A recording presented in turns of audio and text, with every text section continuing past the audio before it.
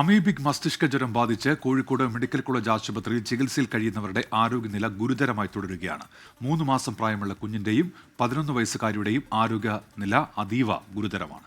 ഇവർ ഉൾപ്പെടെ 8 പേരാണ് ചികിത്സയിലുള്ളത്. വിവരങ്ങളുമായി കോഴിക്കോട് നിന്ന് നിഖിൽ പ്രമേശാണ് ചേരുന്നത്. Nikhil, good morning. ഒരു പനി പോലെയൊക്കെ പടരുന്ന ഒരു രോഗമെന്ന രീതിയിൽ ഒരു ആശങ്ക പടരുന്ന തരത്തിലുള്ള വാർത്തകളാണല്ലോ ഇപ്പോൾ വരുന്നത്.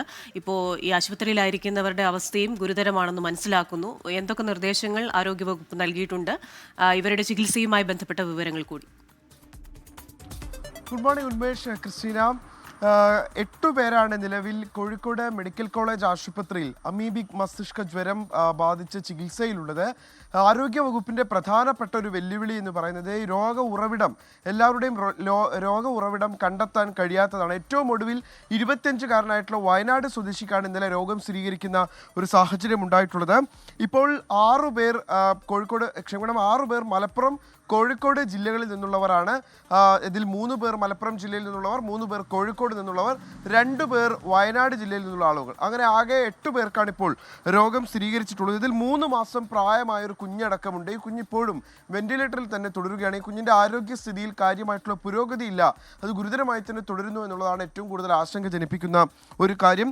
തലക്കുളത്തൂർ പഞ്ചായത്തിലെ 31-കാരൻ്റെ ആരോഗ്യനില നിലവിൽ മെച്ചപ്പെട്ടിട്ടുണ്ട് എന്നുള്ളത് ഒരു ആശ്വാസകരമായിട്ടുള്ള കാര്യവുമാണ്.